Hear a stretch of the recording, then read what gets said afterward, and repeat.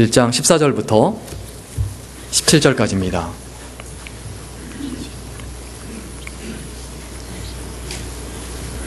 로마서 1장 14절부터 17절까지 우리 한 목소리로 같이 읽겠습니다. 시작. 헬라인이나 야만이나 지혜 있는 자나 어리석은 자에게 다 내가 빚진 자라. 그러므로 나는 할 수 있는 대로 로마에 있는 너희에게도 복음 전하기를 원하노라. 내가 복음을 부끄러워하지 아니하노니 이 복음은 모든 믿는 자에게 구원을 주시는 하나님의 능력이 됩니다. 첫째는 유대인에게요, 또한 헬라인에게로다. 복음에는 하나님의 의가 나타나서 믿음으로 믿음에 이르게 하나니 기록된 바 오직 의인은 믿음으로 말미암아 살리라 함과 같으니라. 아멘. 아멘. 찬양 대 찬양 감사드립니다. 우리 한 번 더 기도드리겠습니다. 살아계신 하나님, 이 시간도 주의 말씀 상고하길 원합니다. 이 말씀을 통해서 또 힘을 얻게 하시고 해야 할 것과 하지 말아야 할 것을 구분하게 하시며 믿음으로 사는 것이 어떤 것인지 다시금 깨닫게 하시며 마음에 상처가 있다면 치유하여 주시고 절망하고 낙담에 있다면 위로하여 주시고 다시 또 일어나 힘을 내서 하나님의 뜻대로 아름답고 그리고 멋있게 살아가는 저희들이 될 수 있도록 인도하여 주옵소서. 살아계신 하나님의 말씀을 깨닫게 하시사 이 말씀이 곧 우리의 언어가 되게 하시고 이 말씀이 곧 우리의 생각이 되며 우리의 살아가는 습관이 되며 우리의 인격이 되며 우리의 인생이 되며 우리의 살아가는 모습이 될 수 있도록 인도하여 주옵소서. 감사드리며 예수님의 이름으로 기도드렸습니다. 아멘. 오늘은 산다는 것은 이란 제목으로 함께 하나님의 말씀 나누겠습니다.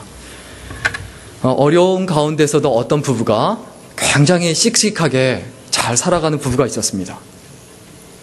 이 부부가 참 쓰러지고 낙심하고 절망할 것 같고 그리고 포기할 것 같은데 포기하지 않고 잘 살고 있어요. 참 그 비결이 참 신기했어요.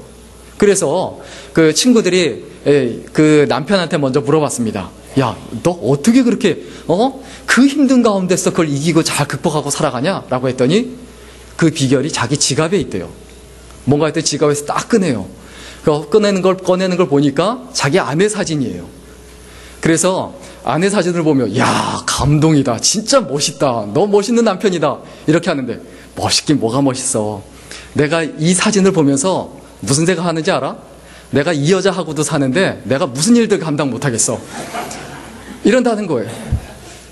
근데 아내 쪽도 동창회 가서 그렇게 힘들고 어려운데 막 위로를 해줘요. 그렇게 힘들고 어려운데 어떻게 사냐 그랬더니 똑같이 핸드백에서 딱 남편 사진을 꺼내는 거예요. 그러더니 야, 나는 남편 사진을 보면 너무 힘을 내. 그러면서 하는 말이 내가 이것도 사람 만들었는데 세상에 못할 일이 내가 어디 있겠느냐. 이러더라는 거예요. 우리가 이 세상 산다라는 것은 뭘 의미합니까? 내가 선택의 의지와 상관없이 두 가지 의미가 있어요. 내가 산다는 것은 죽는다는 걸 의미합니다. 우린 영원히 살 수 없어요. 내가 산다는 것 자체, 내 의지하고는 상관없이 내가 아무리 살고 싶어도 아무리 버티고 아무리 애를 쓰고 아무리 용을 쓰고 온갖 좋은 약 다 먹어도 결국 우리는 어떻게 된다? 죽는다. 또 다른 하나, 내가 산다는 것은 내 의지하고는 상관없이 반드시 우리에게 다가오는 사실이 있습니다. 산다는 것은 뭘까요? 힘들다. 여러분, 아무리 노력해도 인생은 힘들어요. 굉장히 대단히 편안해 보이는 사람 있죠? 힘듭니다. 저마다 자기 삶의 무게가 가장 무겁게 느껴지기 나름이지 다 힘들어요. 그런데 그 힘든 걸 어떻게 이기겠느냐? 여러분, 그런 부분은 되지 말아야 되죠. 자기 아내 사진 보면서 남편 사진 보면서 내가 이 인간하고도 살았는데 내가 뭘 못하겠냐? 이거는 사실 우리 예수 믿는 사람다운 태도와 자세는 아니죠. 우리가 이 세상 살면서 산다는 것은 힘들 수밖에 없고 어려울 수밖에 없고 고통스러울 수밖에 없습니다. 그런데 또 절망적인 상황을 만날 수밖에 없습니다. 그러면 우리가 어떤 생각을 해야 합니까? 내가 절망적인 상황을 만났다. 그건 뭘 의미합니까? 내가 뜻하지 않은 악재에 부딪혀서 당황스럽기도 하고 그리고 끝이 안 보이는 그 고생을 하는데 끝이 안 보여. 이게 언제 끝날지 몰라요. 죽을 때까지 고생해야 되나? 내가 이렇게 살아야 되나? 내가 죽을 때까지 이렇게 살아야 되는가? 이런 생각이 들면 어떻게 하죠? 자살을 하게 되죠. 아니면 범죄를 하거나 또 끊임없는 경쟁 관계에 있는데 이길 수 없는 그 승부에서 갑갑하고 숨이 막혀올 수도 있습니다. 그러나 여기서 우리가 꼭 잊어버리지 말아야 될 게 있습니다. 그 모든 것은 우리가 살아있다는 것을 의미할 뿐입니다. 여러분 이해되세요? 내가 힘들다라는 것은 그냥 내가 힘든 게 아니고 내가 살아있다라는 걸 의미해요. 내가 죽었으면 힘들지 않아요. 여러분, 내가 힘들고 어렵다, 교회생활 어렵다, 교회에 대해서 내가 살아있는 거예요. 교회와 관계가 끊어지지 않은 거예요. 내 남편에 대해서, 내 아내에 대해서, 가정에서 힘들다, 내가 관계가 끊어지지 않는 거예요. 살아있는 거예요.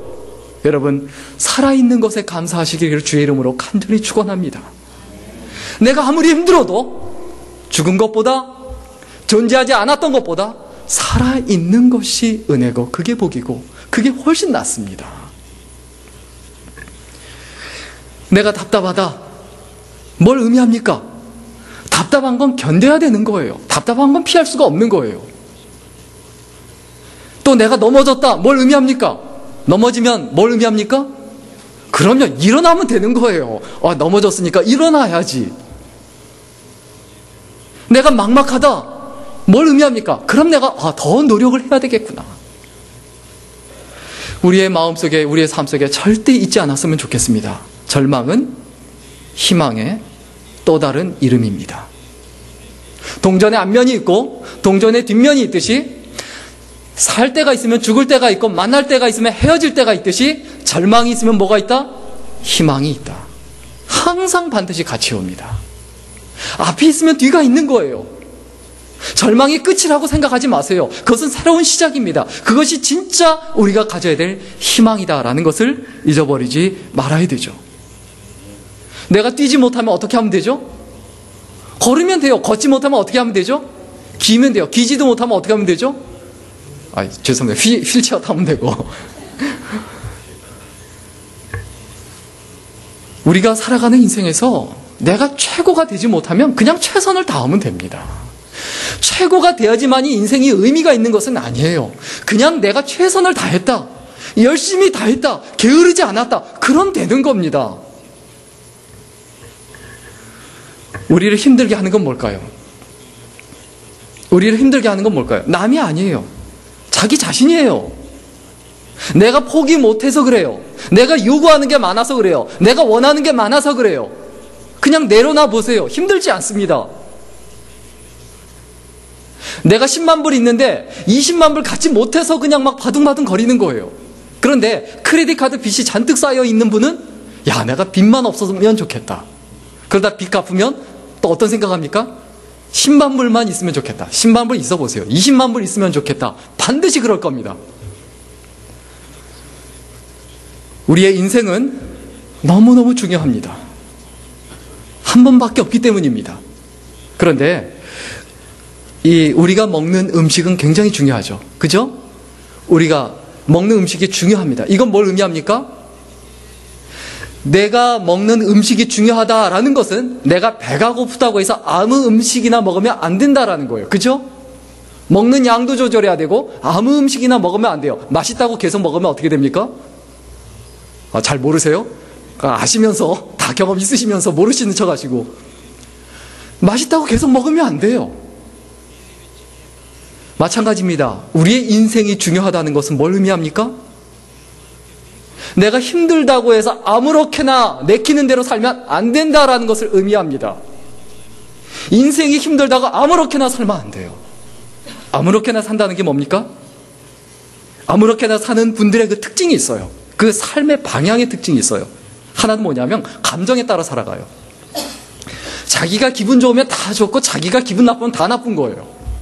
그래서 그게 태도와 살아가는 모습에서 그대로 나타나요. 뭘 의미합니까? 주변에 있는 사람이 피곤해요. 힘들어요. 굉장히 변덕 부리게 돼 있어요. 자신의 감정을 컨트롤하지 못하고 자신의 감정을 통제하지 못하면 자신은 편한지 모르겠지만 남은 어렵습니다.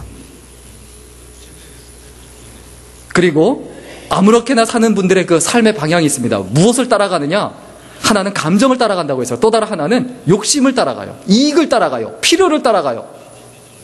나한테 이익이 되면 영혼이라도 팔 것처럼 막 달려들다가 이익이 안 되면 눈길 하나 안 주고 쳐다보지도 않고 아는 척도 안 하고 이 이익을 따라간다는 거예요. 필요, 자기 욕심, 자기 욕망, 자기 갖고 싶은 것, 자기가 원하는 것, 자기가 바라는 것. 그리고 아무렇게나 산다라는 이 말의 의미가 뭘까요? 뭘 따라간다는 걸까요? 재미를 따라가는 거예요. 그냥 재밌으면 다 돼요. 아, 재밌으니까, 즐거우니까. 재밌다고 뭐 밤새 하고, 재밌다고 남 괴롭히고. 옛날에 중학교 때, 또 고등학교 때, 뭐 여학생들도 그런 경우가 있는지 모르겠지만, 제가 학교 다닐 때, 이 중학생 때 특히 보면, 재밌다고 꼭 약한 애들을 괴롭히는 애들이 있어요. 그 인생이 잘 될까요? 여러분, 재밌다고 이것저것 다 하면 안 됩니다. 재밌다고 아무 말이나 하면 안 되고, 재밌다고 아무 행동하면 안 되고, 재밌다고 해서 내가 좋다고 해서 아무거나 하면 안 되죠. 그게 뭐라고요? 아무렇게나 사는 삶이지 않습니까? 그러면 또 아무렇게나 사는 사람들한테는 왜 이런 현상이 나타나냐? 그 다음에 이런 세 가지가 없어서 그래요. 하나는 뭐냐면 정체성이 분명하지 않은 거예요. 자기 아이덴티티. Who are you? 라고 물어봤을 때, 너 나는 누구인가? Who am I? 라고 물어봤을 때, 자기 스스로에게 물어봤을 때 여기에 대해서 대답을 못하는 거예요. 여러분, 정체성이 분명하셔야 합니다. 교회에서 누굽니까? 가정에서 누굽니까? 내가 친구를 만났을 때 그 친구에게 나는 누구인가? 어떤 존재인가? 내가 어떤 사람인가? 자신의 아이덴티티가 모호한 거예요. 그러니까 되는 대로 사는 거예요. 직장에 다니는 분은 직장인으로서 아이덴티티가 명확해야 합니다. 직장에 있는데 직장인으로서 아이덴티티가 명확하지 않아요. 그럼 어떻게 합니까? 월급을 받는데 자기 마음대로 일하고 자기 마음대로 직장 갔다 안 갔다 하고, 그럼 어떻게 됩니까? Get out. 가정에서도 마찬가지입니다. 가정에서 아버지면 아버지로서, 어머니면 어머니로서, 자식이면 자식이로서 정체성이 있어야 되고, 교회에서도 마찬가지로 자기 자신의 어떤 정체성이 있어야 되는데 그 정체성을 못 찾아보세요. 자기 자리를 못 잡는 거예요. 그럼 질서를 무너뜨려요. 자기 할 일을 안 하게 돼요. 정체성은 우리 자신의 인생입니다. 그 정체성이 나의 인생이에요. 과연 나는 뭐 하는 사람인가? 예수 믿는 사람의 정체성은 무엇이어야 합니까? 나는 하나님의 백성이다. 하나님의 자녀다. 그리고 아무렇게나 사는 사람들에게 없는 두 번째 것이 있습니다. 그건 뭐냐면 철학과 사상과 원칙이에요. 하나님의 말씀이 철학이 되고 그냥 말씀으로 끝나는 것이 아니라, 그냥 읽는 것으로 끝나는 것이 아니라, 외우는 것으로 끝나는 것이 아니라, 그것이 자신의 정신세계를 지배하는, 인격을 지배하는 철학이 되고, 그리고 그것을 누구에게 가르쳐 줄 수 있는 어떤 사상이 되고, 그리고 그것에 따른 그 원칙을 세운 사람. 내 인생에서 이것은 죽어도 안 한다. 내 인생에서 이거는 반드시 한다. 이런 원칙이 있어야 되죠. 교회 생활하면서, 가정 생활하면서, 직장 생활하면서 이 원칙이 없이 살아간다. 되는 대로 사는 거예요. 여러분 인생과 삶을 담을 수 있는, 그리고 우리들의 마음을 담을 수 있는, 그리고 여러분의 시간을 담을 수 있는 철학과 사상과 원칙이 있으세요? 마음은 모양이 없습니다. 물이 모양이 없어서 어디에다 담지 않으면 그것은 유지가 되지 않고 다 없어져요. 우리의 마음도 마찬가지입니다. 우리의 마음은 모양도 없고 형체도 없고 볼 수조차 없습니다. 그런데 그 마음을 어디엔가 담지 않으면 우리의 마음은 없어집니다. 여기저기 흘러다녀요. 갈피를 잡지를 못해요. 내 마음을 어디에 담을 것인가? 어떤 사람은 돈에 담습니다. 돈에다 담아놨는데 그 돈이 없어지니까 마음이 다 흐트러져요. 어떤 사람은 내가 좋아하는 이성, 어떤 좋아하는 사람, 거기에다 자기의 어떤 마음을 담아놔요. 그러다 그게 없어지면, 그게 뜻대로 안 되고 싫어지면 또 여기저기 흘러다녀요. 마음이 왜 힘듭니까? 변하지 않는 것에 우리의 마음을 담아야 합니다. 흔들리지 않는 것에 우리의 마음을 담아야 합니다. 예수 그리스도께 우리의 마음을 담을 수 있는 믿음의 사람들이 될 수 있기를 주의 이름으로 간절히 축원합니다. 그리고 아무렇게나 사는 분들에게 또 없는 것이 있습니다. 이건 뭐냐면 의식이에요. 의식이 없다는 거예요. 이 영적 코마 상태, 이 정신적인, 살아서 숨은 쉬는데 의식이 없어요. 생각이 없고 의식이 없다는 거예요. 교회에 있으면 교회 생각을 할 줄 알아야 되는데 교회에서 딴 생각한다. 가정에 있으면 가정 생각을 해야 되는데 가정 생각을 안 하고 딴 생각한다. 다른 가정 생각한다. 남의 교회 생각한다. 심각한 문제죠. 우리 스스로가 영적 코마 상태에 빠지지 않았는지 한번 생각해 봐야 돼요. 영적으로 의식이 없는 상태. 사람이 죽었을 때는 언제입니까? 호흡이 끊어질 때일까요? 동물도 죽었을 때는 호흡이 끊어질 때입니다. 사람이 죽었을 때는 살아도 산 게 아닌 실제로 죽은 것은 언제입니까? 생각하기를 멈췄을 때입니다. 다시 말하면 의식이 없을 때예요. 의식이 없을 때. 그냥 아무렇게나 되는 대로 살고 있을 때예요. 군인은 군인으로서 의식이 있어야 되고, 학생은 학생으로서의 의식이 있어야 되고, 직장인은 직장인으로서 의식이 있어야 합니다. 성도는 성도로서의 의식이 있어야 합니다. 그 의식이 없으면, 군인이 군인으로서 의식이 없으면 군인으로서 죽은 겁니다. 학생이 학생으로서 의식이 없으면 학생으로서 죽은 겁니다. 내가 예수 믿는다라고 하면 예수 믿는 사람들로서의 의식이 있어야 됩니다. 그 생각, 내가 예수 믿는 사람이라는 그 생각을 한시도 놓쳐서는 안 되죠. 그 놓친 그 순간은 예수 믿는 사람이라는 그 정체성을 놓친 순간이 되어버릴 수밖에 없죠. 우리 예수 믿는 사람은 의식이 있는 사람이 되어야 되는데 반드시 가져야 될 의식이 3가지가 있습니다. 오늘 본문을 통해서 생각해 보려고 하는데, 먼저 첫 번째 예수 믿는 사람이 반드시 가져야 될 의식은 빚진 자라는 의식입니다. 자, 오늘 본문 14절 다 같이 읽겠습니다. 14절 같이 읽겠습니다. 시작. 헬라인이나 야만이나 지혜 있는 자나 어리석은 자에게 다 내가 빚진 자라. 다 내가 어떤 자라? 빚진 자라. 빚을 진 적이 없는데 모든 사람을 대할 때 헬라인이나 이방인이나 야만인이나 어떤 사람이나 내가 미운 사람이나 싫은 사람이나 그 어떤 사람에게든 나는 어떤 사람이다? 빚을 진 사람이다. 이것은 왜 이런 의식을 갖고 있냐면, 나는 하나님께 그 은혜를 입었다. 내가 은혜를 입어서 여기까지 존재하게 됐는데 그 은혜 갚을 길이 없다. 하나님께서 그 은혜를 다른 사람에게 갚으라고 하신다. 그 은혜는 내가 죽을 때까지 갚아도 갚지 못한다. 여러분, 빚진 자로서의 의식이 있어야 합니다. 내가 누구한테 이거 해줬고, 내가 교회에서 이거 봉사했고, 내가 남편에게 저거 해줬고, 내가 자식에게 이거 해줬고, 내 친구에게 이거 해줬는데 너는 나한테 왜 이거 안 해주느냐? 채권자로서의 의식을 가지고 있으면 삶이 피곤해요. 진짜 피곤해요. 그리고 교만해져요. 그리고 오만해져요. 여러분, 빚진 자로서의 의식이 있으세요? 우리는 빚진 자로서의 의식이 반드시 있어야 합니다. 이것을 놓치면 안 됩니다. 우리는 하나님께 은혜를 입었습니다. 어떤 은혜입니까? 첫째는 존재의 은혜입니다. 존재의 은혜.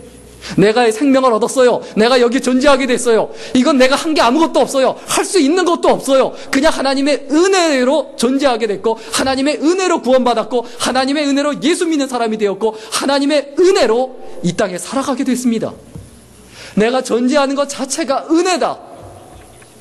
내 생명과 바꿀 수 있는 게 뭐가 있습니까? 그 생명을 아무 조건 없이, 아무 대가 없이 받았는데 그게 은혜지 않습니까? 두 번째, 우리가 하나님으로부터 받은 은혜가 뭡니까? 성장의 은혜입니다. 우리가 지식도 없고 지혜도 없었고 아무것도 없이 태어났는데, 그리고 아는 것도 없었는데 이 땅에 살아가는 동안에 하나씩 자라나고 성장하지 않습니까? 예수 그리스도의 장성한 분량에 이르기까지 자라나도록 하나님께서 인도하시지 않습니까? 하나님께 받은 은혜, 그 은혜를 기억해야 합니다. 그리고 세 번째, 우리가 하나님께 받은 은혜가 있습니다. 뭐냐면 영원의 은혜입니다. 영원이 보장이 된 거예요. 다시 말하면 죽음 이후가 보장된 거예요. 우리는 그래서 죽음이 두렵지 않은 사람이에요. 내가 무엇이 두렵습니까? 내가 이러한 은혜를 기억한다면 당연히 생기게 되는 그 의식이 뭐냐면 빚진 자로서의 의식입니다. 내가 뭘 해줬다. 이 생각하기 시작할 때 그 다음부터 고통은 반드시 시작이 되고, 마음의 서여와 그리고 마음의 두려움과 마음의 떨림이, 어려운 것들이 반드시 시작될 겁니다. 그러나 빚진 자로서의 의식을 가지면 내가 갚아야 될 것밖에는 없다.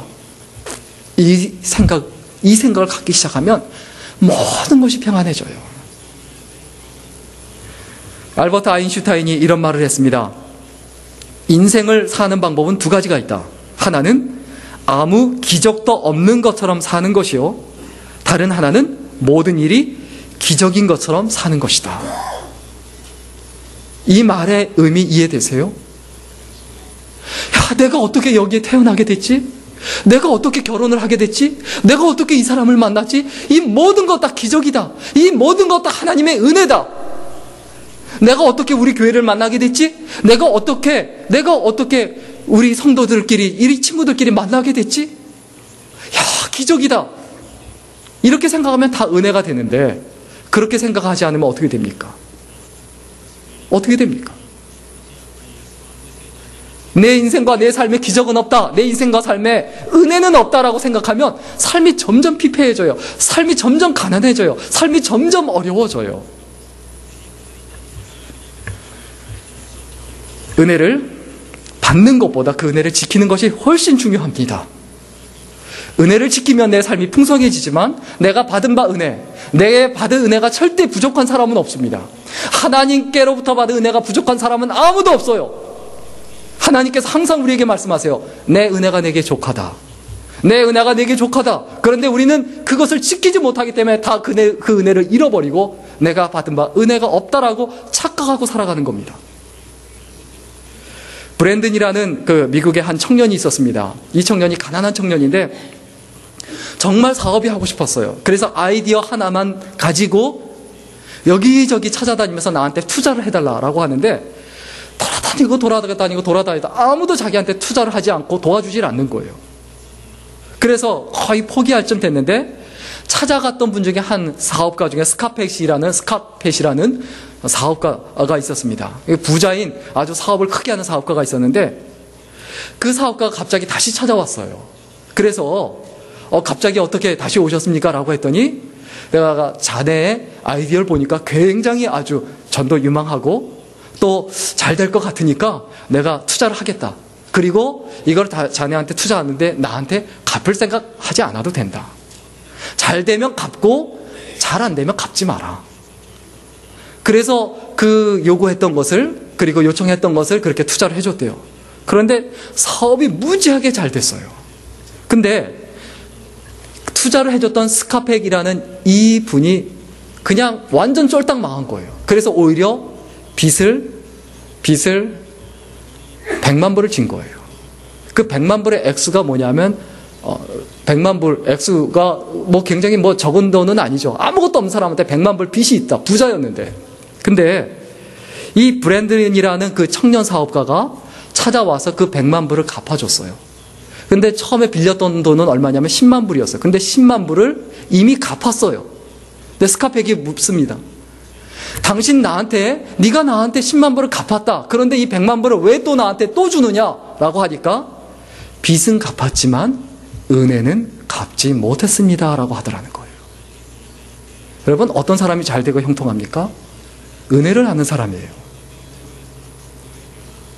부모님의 은혜를 아는 사람, 그리고 부부간에서 서로 나 같은 사람 만나줘서 고마워라고 해야지, 내가 너하고 살아주는 거 고맙다고 생각해라고 하면 그 다음부터 불행 시작입니다. 그 다음부터 고통 시작입니다. 내가 이 교회 다녀주는 거 고맙다고 생각해라고 하면 그 다음부터 그 교회 생활 힘들기 시작합니다. 우리가 살아가는 인생과 삶에서 날마다 기억해야 될 것, 우리는 그 은혜를 잊지 말고 빚진 자로서의 의식을 가지고 살아갈 수 있기를 주의 이름으로 간절히 축원합니다. 우리 고린도후서 6장 1절과 2절 같이 읽겠습니다. 고린도후서 6장 1절과 2절입니다. 같이 읽습니다. 시작. 우리가 하나님과 함께 일하는 자로서 너희를 권하노니 하나님의 은혜를 헛되이 받지 말라. 가라사대 내가 은혜를 베풀 때 너를 듣고 구원의 날에 너를 도왔다 하셨으니 보라 지금은 은혜 받을 만한 때요 보라 지금은 구원의 날이로다. 우리가 하나님과 함께 일하는 자로서 너희를 권하노니 하나님의 은혜를 어떻게 받지 말라? 헛되이 받지 말라. 그리고 마지막 부분에 또 뭐라고 말합니까? 보라 지금은 구원의 날이다. 보라 지금은 은혜 받을 만한 때요 보라 지금은 구원의 날이로다. 자, 하나님께 은혜를 받은 사람, 그리고 그 은혜를 깨달은 사람은 어떻게 할까요? 두 번째, 의식을 가지고 살아갑니다. 전도자로서의 의식을 가지고 살아갑니다. 구원하기 위하여, 그 은혜를 전하기 위하여 날마다 살아간다는 거예요. 우리 오늘 보면 15절과 16절 같이 읽겠습니다. 15절과 16절입니다. 시작. 그러므로 나는 할 수 있는 대로 로마에 있는 너희에게도 복음 전하기를 원하노라. 내가 복음을 부끄러워하지 아니하노니 이 복음은 모든 믿는 자에게 구원을 주시는 하나님의 능력이 됨이라. 첫째는 유대인에게요, 또한 헬라인에게로다. 사도 바울이 하나님의 은혜를 깨닫고 빚진 자로서의 의식이 있자 당연히 그 다음부터 갖게 되는 게 뭡니까? 전도자로서의 의식을 갖게 됩니다. 우리는 하나님의 은혜로 사는 사람이고, 두 번째로 우리는 하나님의 무엇으로? 복음으로 사는 사람이다. 복음으로 산다는 것은 무엇을 의미합니까? 내가 그 복음을 품고 그 복음을 가지고 증거하며 살아간다는 거예요. 여러분, 복음이 부끄러우세요? 여러분, 전도하세요? 죽을 때까지 전도를 안 한다. 죽을 때까지 전도를 안 한다. 단 한 번도 안 한다. 왜 그렇습니까? 한번 이유를 곰곰하게 생각해 봐야 되지 않을까요? 복음은 절대로 가만히 있지 못하게 합니다. 복음을 가진 사람은 그 복음을 혼자 껴안고 그냥 마음에 품고만 있게 하지 않습니다. 반드시 전도해요. 우리 교회에 와봐라. 한번 와서 예배 참석해 봐라. 설교도 들어보고 찬양도 같이 들어봐라. 그리고 내가 예수님을 만났는데, 내가 예수님을 만나니까 내 삶이 이렇게 되더라. 내가 너무 행복하고 좋은데 너도 한번 예수님을 만나보고 예수 그리스도께 매달리고 의지해 봐라. 전한다는 거예요. 어느 선교사님이 벽에다가 붙여놓은 그 사진이 있습니다. 그 사진의 글귀가 이런 글귀입니다. 그리스도가 없는 가슴마다 선교지이고, 뭐라고요? 그리스도가 없는 가슴마다 뭐라고요? 선교지이고, 그리스도가 있는 가슴마다 뭐라고요? 선교사다. 예수 그리스도가 그 마음속에 삶속에 없는 사람이 있어요. 그 사람이 누굽니까? 나의 선교 대상이에요. 나의 전도 대상이에요. 그리고 내 안에 그리스도가 계십니다. 내 안에 예수께서 계십니다. 그럼 나는 누굽니까? 내가 선교사예요. 여러분, 우리는 둘 중에 하나입니다. 내가 선교지이든 선교사이든. 여러분, 선교지세요? 선교사세요? 내가 복음을 받아들였다면, 내 안에 복음이 있다면, 내 안에 예수께서 계신다면 날마다 복음을 전하는 자로 살아가려고 할 거예요. 조금이라도 그 마음이 있고 충동이 들 거예요. 그런데 전혀 그 마음이 없다. 하나님 앞에 깊이 생각해 보셔야 합니다. 영적 코마 상태에 있거나, 아니면 아예 생명이 없거나, 아니면 병들어 있거나, 깊이 고민해 봐야 합니다. 오늘날 교회가 복음 전하기가 정말 어렵습니다. 이 북가주 지역에도 새신자가 없어요. 다 예수 믿던 분이에요. 새로 예수 믿게 되는 분이 거의 없어요. 왜 그럴까요? 그리고 교회들마다 다 큰 교회 가요. 작은 교회는 안 가요. 왜 그렇습니까? 왜 그럴까요? 교회의 근본적인 몇 가지 문제점 때문에 그렇습니다. 후안카를로스 오르티즈 목사님이 지은 진정신자입니까? 라는 책에 보면 오늘날 교회의 근본적인 문제를 세 가지로 지적을 합니다. 하나는 뭐냐 하면 영원한 유학에 있다. 신자가 영원한 유학에 있다는 거예요. 복음을 받아들였는데 계속 악이라는 거예요. 계속 젖만 먹고 밥을 먹지 못하고 고기를 먹지 못한다는 거예요. 심지어 약해져서 그것을 다 씹어줘야 되고 다 갈아서 줘야 되는 그 상태가 죽을 때까지 끊임이 없다는 거예요. 그러니까 기존에 있는 기존 신자들을 교회가 케어하기에도 급하고 그것만 해도 버겁고 벅차다는 거예요. 교회를 10년 다니고 20년 다니고 30년 다녔어도 계속 교역자가, 계속 목회자가, 그리고 리더들이 계속 챙겨주고 계속 이끌어주고 계속 도와줘야 된다는 거예요. 이 영원한 유학이, 이게 오늘날 교회의 문제라는 거예요.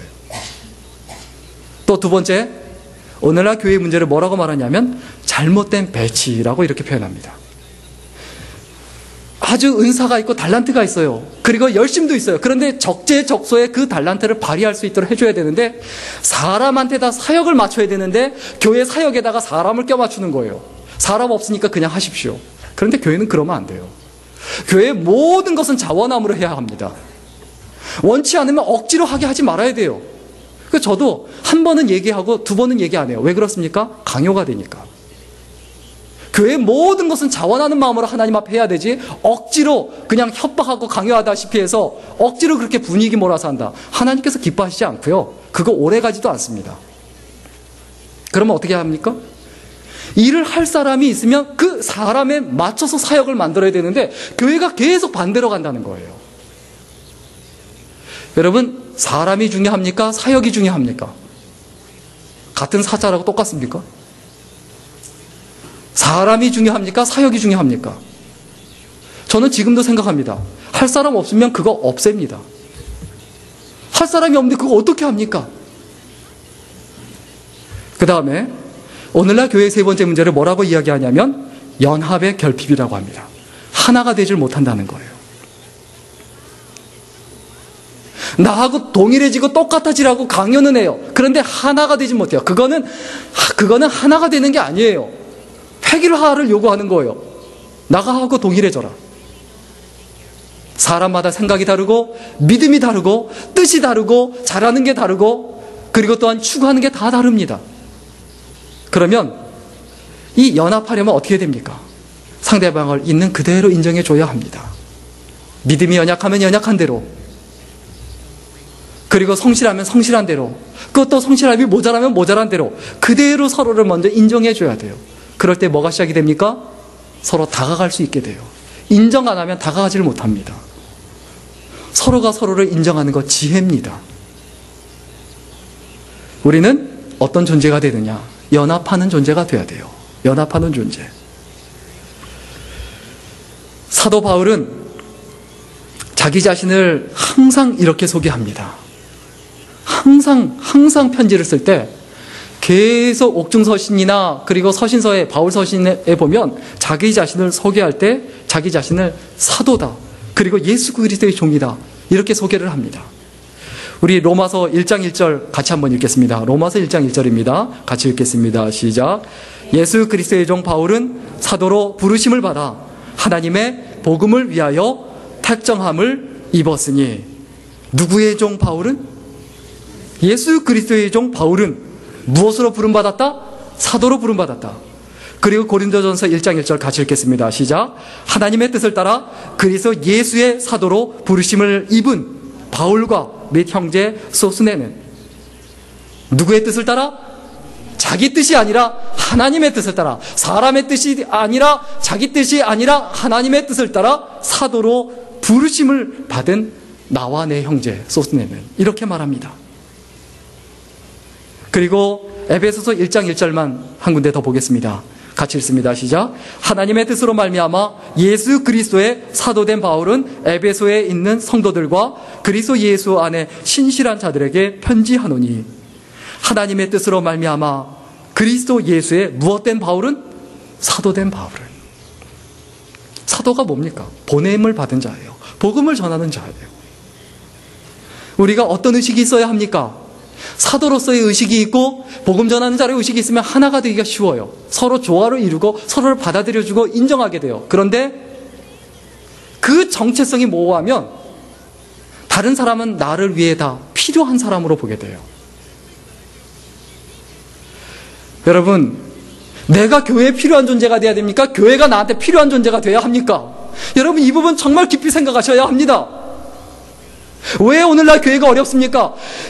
나한테 교회가 필요하다. 그래서 교회가 나한테 필요한 존재가 돼야 되고 교회가 나한테 필요한 것을 줘야만 한다고 생각하니까 교회가 싫은 거예요. 짜증나는 거예요. 안 맞는 거예요. 그런데 진짜 내가 예수 믿는 사람이라면, 내가 사도라고 하면, 내가 정체성이 있다면, 내가 어떻게 하면 교회에 필요한 존재가 되고 유익한 존재가 되고 없어서는 안 되는 존재가 될까? 그 고민하면 나머지가 너무 쉬워지는데, 교회 생활이 너무 행복해지는데 이게 안 된다는 거예요. 우리 스스로 매일 해야 될 질문이 있습니다. 매일 자문자답, 스스로 질문하고 스스로 답해야 될 게 있어요. 뭘까요? Who are you? Who am I? 나는 누군가? 나는 누구다? 전도자다. 나는 복음을 전하는 사람이다. 또 지금 뭘 하고 있느냐? What are you doing now? 라고 했을 때 뭐라고 말할 수 있어야 됩니까? 나는 지금 복음을 전하고 있다. 예수 그리스도를 증거하고 있다. 한 번밖에 없는 인생에서 우리의 인생이 실패냐 성공이냐는 부에 달려있지 않고 지위나 위치에 달려있지 않고 예수 믿는 사람으로서의 정체성에 달려있다는 사실을 절대로 잊어버리지 말아야 합니다. 전도자로서의 의식. 만약 그 의식을 가지고 생명 다하는 그날까지 살았다면 하나님 앞에 갔을 때 잘했다, 충성된 종아, 네가 작은 일에 충성하였으니 주인의 즐거움에 참여할 것이다 라는 그 은혜와 축복이 있을 줄로 믿습니다. 마지막입니다. 우리 예수 믿는 사람은 세 번째 의식이 있어야 됩니다. 어떤 의식입니까? 순교자 의식입니다. 순교자로서의 의식입니다. 우리 오늘 본문 17절 같이 읽겠습니다. 17절입니다. 시작.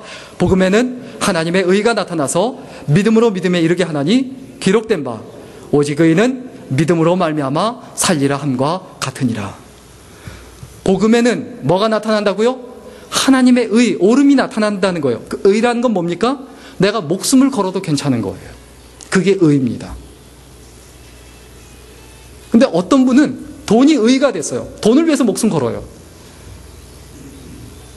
진정으로 내가 목숨을 걸어야 될 것은 바로 복음입니다. 그 복음에서 하나님의 의가 나타납니다. 옳다 여기고 인정함을 받는 것이 나타납니다. 그리고 그 의는 어떻게 합니까? 믿음으로 믿음에 이르게 하나니. 오직 의는 무엇으로 말미암아 산다? 믿음으로 말미암아 산다. 내가 순교자로서의 의식을 가지고 산다는 건 뭡니까? 믿음으로 산다는 거예요. 믿음으로 산다. 페이스북으로 어느 청년이 저한테 이렇게 질문을 보내왔어요. 그 질문이 뭐냐 하면, 목사님, 정말 이해 안 되고 사실 말도 안 되는 것 같은 게 있습니다. 자기 사업하는 그 어느 모 집사님, 제 무슨 집사님, 자기 성지순례 그 사업하는 여행사 사장 대표고, 그리고 거기에서 그 자리에서 세상을 떠난 김 무슨 목사님이란 분이 있는데, 그분도 자기가 돈벌이 하기 위해서 선교지 가서 그걸 하다가 성지순례 그 여행 가이드 하다가 죽은 거고, 거기에 있는 분도 성지순례 하다가 죽은 건데 왜 그분들이 순교자입니까? 왜 그 집사님과 왜 그 목사님을 순교자라고 표현하고 말합니까? 라고 묻는 거예요. 여러분 어떻게 생각하세요? 순교자일까요? 아닐까요? 분명히 말씀드리지만 순교자입니다. 왜 그런지 아세요? 예수 그리스도를 위하여 살다가 예수 그리스도를 위하여 죽기로 작정하고 그렇게 살기 위하여 몸부림쳤다면 그 마지막 순간에 어떻게 죽었든, 교통사고로 죽든 병으로 죽든 평안하게 죽든 어떤 객사를 하든 어떤 자리에 있든 그 사람은 순교인자인 줄 믿으시기를 주의 이름으로 간절히 축원합니다. 마지막 죽는 순간에 예수 안 믿고 자기 마음대로 살다가 마지막 죽는 순간에 나는 예수 믿는 사람이다, 나는 크리스천이다 라고 소리 지르며 죽었다라고 해서 그 사람이 순교자인가? 아닙니다. 지난주에 생각하고 말씀드린 김선일 씨 있습니다. 젊었을 때부터 선교사로서 헌신을 하고, 그리고 훈련을 받고, 그리고 이슬람 지역에 몰래 가서 복음을 전했어요. 그러다 잡혔어요. 그때 참수형을 당하기 전에, 목을 베기 전에, 그때 막 울면서 제발 나를 살려달라고 그렇게 막 부르짖습니다. 막 애달게 부르짖어요. 그래서 예수 믿는 사람들이 모두 다 창피해했죠. 마지막 순간에 그렇게 예수 믿는 사람답지 않게 죽었어요. 그분이 순교자입니까? 아닙니까? 저는 믿습니다. 하나님께서 분명히 순교자로 여기실 것이다.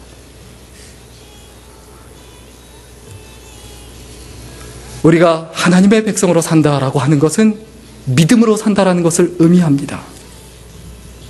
우리가 살아가는 인생과 삶에서 누구는 이와 같이 순교자로 목숨을 걸고, 제 친구들 중에서도 복음을 전하다가 또 아이들 데리고 아프리카나 이런 오지에 가서 정말 교육도 엉망이고 안 돼 있고 자녀 교육도 제대로 못 시키는 그곳에서 복음을 전하고 있는 선교사도 있는데, 우리가 이 편안한 곳에 있으면서, 이 미국 땅에 있으면서 작은 감정 때문에, 작은 이익 때문에, 작은 필요 때문에, 작은 욕망 때문에 마음 흔들리고 뒤틀리고 미워하고 싫어하고 분노하고, 그래서 교회를 깨뜨리고 가정을 깨지고 그리고 어려운 가운데 거하고, 그러면서 고통의 멍에 벗으려고 내가 주 앞에 나옵니다라고 기도하고, 과연 그것이 예수 믿는 사람의 순교자로서의 삶이라고 할 수는 있을까? 물론 평범한 삶일 겁니다. 누구 한 분만의 이야기가 아니고 저의 이야기고 여러분 모두의 이야기일 겁니다. 제가 오늘 말씀 설교를 준비하면서 지난주 주보에도 목양 칼럼에 올려드렸지만 그 페이스북에 몇 주 전에 올린 글이 있습니다. 그 글 좀 읽어드리겠습니다. 산다는 것은 이란 제목입니다. 산다는 것은 겨울이 지나면 봄이 오듯이 아픔이 지나면 행복이 오는 것을 믿습니다. 겨울이 추울수록 봄은 더 따뜻하듯이 아픔이 깊을수록 행복도 깊다는 것을 믿습니다. 춥디 추운 겨울날 도저히 느낄 수 없던 봄날이 어느새 찾아오듯이 힘겹고 힘겨운 날엔 느낄 수 없던 행복도 어느새 찾아올 줄 믿습니다.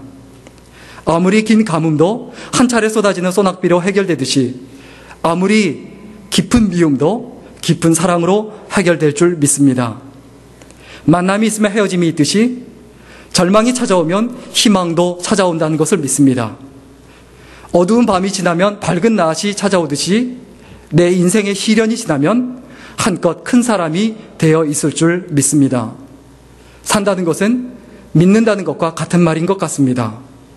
그 믿음이 강할수록 더 많은 것을 감내하고 그 믿음이 넓을수록 더 많은 이들을 사랑하며 그 믿음이 깊을수록 더 많은 열매를 맺기 때문입니다.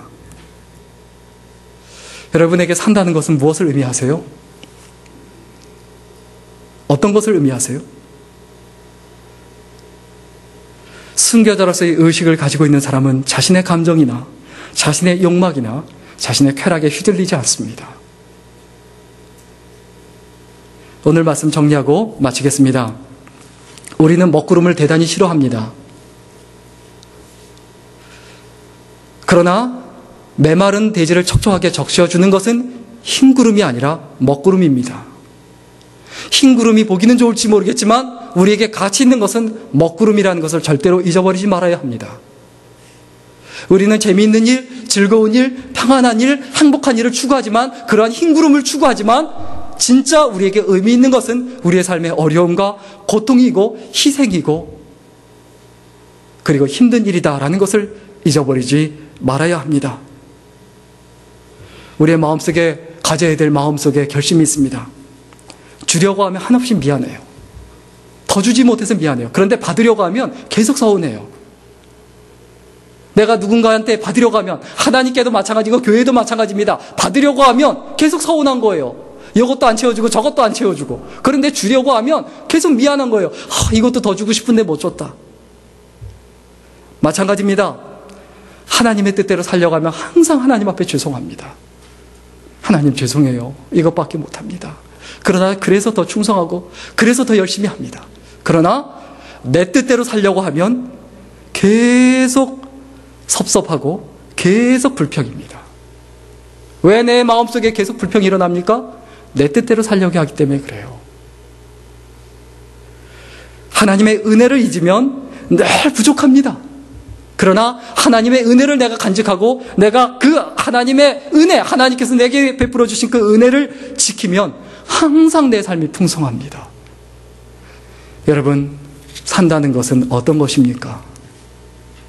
어차피 죽을 인생이고 어차피 힘든 인생인데 그 가운데 하나님께서 기뻐하시는 그 의식을 가지고 믿음으로 살아가는 주의 종들이 될 수 있기를 간절히 축원합니다. 기도하겠습니다. 살아계신 하나님, 이 시간 우리가 산다는 것이 믿음의 사람으로 산다는 것이 어떤 것인지 이 시간 생각해 보았습니다. 믿음의 사람으로 의식 있는 크리스천이 되게 하여 주옵소서. 빚진 자로서의 의식과 그리고 전도자로서의 의식과 순교자로서의 의식을 가지고 생명 다하늘 날까지 생육하고 정복하고 다스리고 땅끝까지 이르러 복음을 증거하라는 그 말씀대로 믿음으로 살아가는 우리들의 생애가 되게 하여 주옵소서. 예수님의 이름으로 기도드렸습니다. 아멘.